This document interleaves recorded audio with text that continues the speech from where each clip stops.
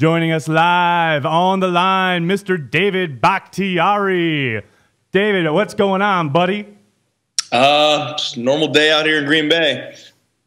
Are you as anxious as everybody else to get this thing going, to get it rolling, to, get on the field and actually play some snaps that matter? I mean, the preseason is great because we get to football, and then we see a lot of not mattering football as far as the preseason wins and losses go. Or is, you get in there, you get the pads on, and it's just football. Is there a big difference for you? Yeah, I would say there is a difference, but the best part is watching in preseason is, these guys and our teammates, and watch, guys either step up to the plate and see kind of guys filter out. And it's an amazing process, really, when you look at it through a different lens. But I can see how some people kind of find it as a boring or non-meaningful game. Yeah. As far as just watching the reps that the ones get, I mean, you guys are out of there so quickly, especially early on. I think Packer fans, you've spent the entire offseason waiting to see you guys back in action. And then it's kind of fleeting. But we, as Packer geeks, do love seeing, the guys fighting for roster spots, the backups, the guys who play throughout those preseason games. It's just great to have Packer football back again, obviously. Yep. As far as this offseason, I think, when you came back, a lot was made. At least I think I've seen nearly every beat writer mention the strength that you added over the offseason.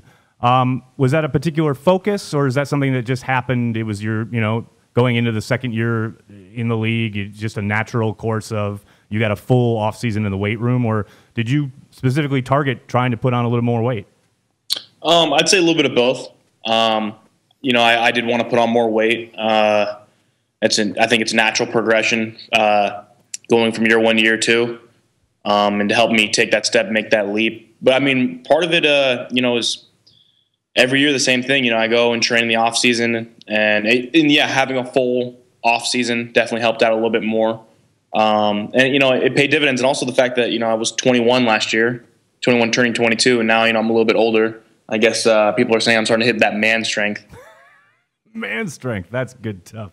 Talking about practice, I was out there for about a week early on, and I noticed it's a little different setup this year for you guys along the offensive line. I think Tom Clements actually just talked about it a little bit this week, wherein you had some new kind of techniques as far as the reps go, not just straight up one-on-one drills, but you had some stuff where you had combos of, an extra blocker and two rushers, just to work on twists and stunts and things like that. Was that beneficial? Do you think it's kind of just more, it doesn't really matter if you go in one-on-one or in a group, or have you taken some good stuff away from it? Yeah, no, definitely. I've taken some good things away from it, and I guess the idea of it is trying to make it more of a game type scenario. When you factor in, I guess what he's saying, from one-on-ones to having like two guys rushing instead of one guy. Mm-hmm. I mean, there's very few situations where you're going to have that much space going one-on-one with a guy. But I mean, when you have like a half line of pass pro or half line run blocking, you get more of a game-like scenario in a practice setting. Now, let's get off the football field for a second here and address your Twitter presence, which is awesome, by the way. Speaking of Twitter, whatever happened to the girl that you wanted your Twitter followers to help set you up with so you could marry her? Did anything ever? Did you ever get any headway there? Which one? I don't know. I wasn't gonna say it, Dave. No. I think, if I can recall, I think the Twitter helped me out. They found the name, this, that, and the other, and I thought that it was funny how much people were taking it somewhat on a serious gesture and telling me congratulations, and I hope that everything works out between you two. And I kind of laughed that off. I think Twitter's pretty funny. I like to go into it with a sense of humor, and I love when I go into it with a sense of humor and people take me 100% seriously. I think that makes a pot for a definitely interesting read. Yeah, undoubtedly. I mean, come on, David. Twitter is deadly serious business. Speaking, just real quickly, I noticed a couple weeks ago, you were wondering or opining out loud about an Acapella station if Sirius XM had one. A, were you ever successful in finding one? And B, were you really looking for one? B, yes, I was. I was kind of craving some acapella. There you go. I was just in one of those moods. I love it. I love it. And hello? Hey, can you hear us? Yeah, I can hear you. All right, good. Did you hear? Okay. Yeah, we got you. B, yes, I was actually looking for it, and I was craving some acapella. And A, no, I didn't. I just got a bunch of people saying how much they wish they did, and then when people give me a station, I'm not gonna lie, I actually went to it, and it was not acapella. And I was thoroughly disappointed. And leading you to realize that not a lot of people understand what acapella means. That's good. Yeah. It's good. Good education. All right, now give us the goods. Going back to football real quick. You guys, first team offense during camp. Camp kicks off. Everyone's really excited.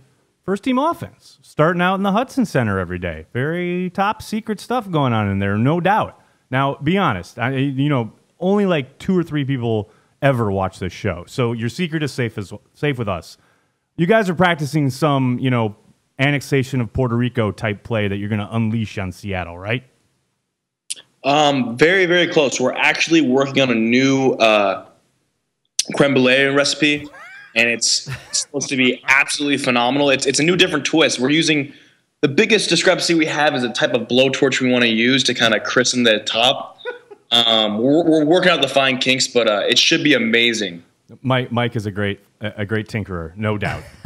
All right, well, David, you're an absolute legend for joining us. David Bakhtiari, starting left tackle, the man charged with protecting Aaron Rodgers' blind side. David, thank you so much for joining us tonight. No worries. Thank you for having me on.